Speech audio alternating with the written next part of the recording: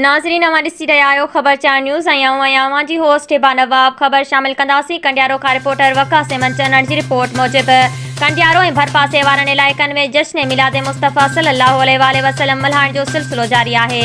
उन सिलसिले में जश्न मिलाद मुस्तफ़ा सल्लल्लाहु अलैहि वसल्लम जी हिकु पुरनूर महफ़िल ॻोठ मोहम्मद सालेह राजपर में तुफ़ैल अहमद राजपर, बरकत राजपर, इसरार अहमद राजपर पारां पुरनूर महफ़िल मिलाद शरीफ़ मुनक़िद कई वई आहे, जंहिंमें आशिक़ाने रसूल सल्लल्लाहु अलैहि वसल्लम वॾे अंग में शिरकत कई आहे। सिंध जे मशहूर आलिम दीन साईं आशिक़ अली राजपर हुज़ूर नबी अकरम सल्लल्लाहु अलैहि वसल्लम जी विलादत बासआदत ते रोशनी विझंदे ख़िताब कंदे चयो त मीलाद मुस्तफ़ा मल्हाइण सां गॾोगॾु मीलाद मक़सद सम्झण जी ज़रूरत आहे त हुज़ूर सल्लल्लाहु अलैहि वसल्लम जी दुनिया में आमद सां आलमी इस्लाम खे कहिड़ो पैगाम मिले थो।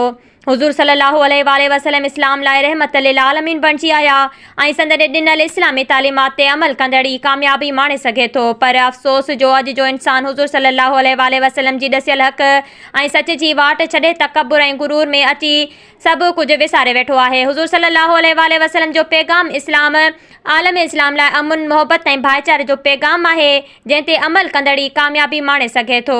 जश्न मिलाद मुस्तफ़ा जी महफ़िल सिंध जे नाले वारे नात ख़्वान वकील अहमद पहवर मोहम्मद अमीन मल्लाह हुज़ूर सल्लल्लाहु अलैहि वसल्लम जे शान में नात ख़्वानी करे वेठलनि ते वज़्द तारी करे छॾियो, जंहिंखां पोइ लंगर तक़सीम कयो वियो।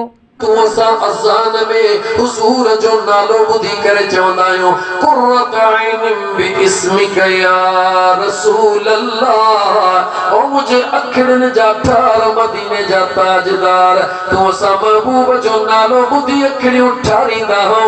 अस्तमा तोखे क़ुरान अची वियो आहे त इहा ॻाल्हि मुकमल करे ॾियां त सभ खां पहिरीं नबीअ खे ॾिसी करे चयो त ही मुंहिंजे अखियुनि जो ठार।